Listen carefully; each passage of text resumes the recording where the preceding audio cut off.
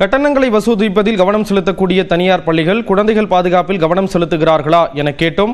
இது தொடர்பாக பொதுமக்கள் கூறியவற்றை இப்போது பார்க்கலாம். பேரண்ட்ஸ் பிள்ளைங்களை அனுப்பி விடுதாங்க. செக்யூரிட்டின்னு ஒன்று, செக்யூரிட்டி 24 மணி நேரமும் பிள்ளைகள் முன்னாடி போயிட்டு இருக்க முடியாது இல்லை.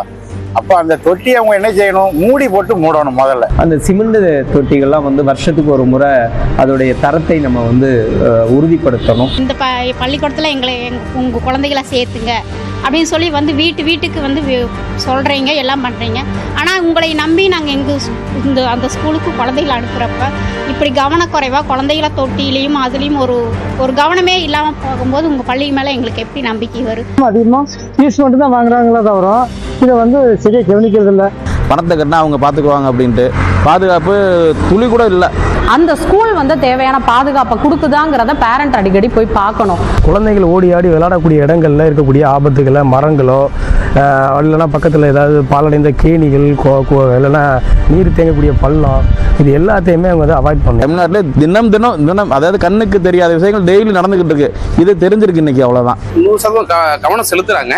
அதை இருந்தாலும் அந்த கவனம் செலுத்தும் போது பெற்றோர்களும் ஒத்துழைப்பு கொடுக்க வேண்டும். ஒரு ஆசிரியர் 15 குழந்தை சின்ன குழந்தைகளை கண்காணிக்க முடியும்.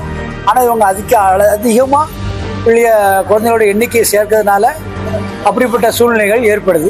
அனைத்து பள்ளிகளுக்கும் சுற்றுவரை காம்பவுண்ட் சுவர் ஏற்பட வேண்டும். அனைத்து பள்ளி வளாகத்திலும் CCTV கேமரா பொருத்தப்பட வேண்டும் என்று தமிழக அரசை வேண்டி கேட்டுக்கொள்கிறோம். பாதுகாப்புங்கிறது பொதுவான பார்க்கணும் இல்லைங்க, அதுக்குண்டான நடவடிக்கைகள் சரிப்படுத்தி இனிமேல் இந்த நிகழ்வு நடக்காத அளவுக்கு துறை சார்ந்த அதிகாரிகளும் அந்த பள்ளி நிர்வாகங்களும் சரியாக இருக்கணும். ஆகவே நிர்வாகம், சமூகம், பெற்றோர்கள் அனைவரும் பாதுகாக்க வேண்டிய ஒரு பொறுப்பு, குழந்தைகளை பாதுகாக்க வேண்டிய ஒரு பொறுப்புள்ள மனிதர்களாக நாம் எப்பொழுதும் இருக்கணும். அதனால் அரசு இந்த தனியார் பள்ளிகள் மீது கவனம் செலுத்தி அந்த தனியார் பள்ளி மீது உரிய நடவடிக்கை எடுக்கணும்.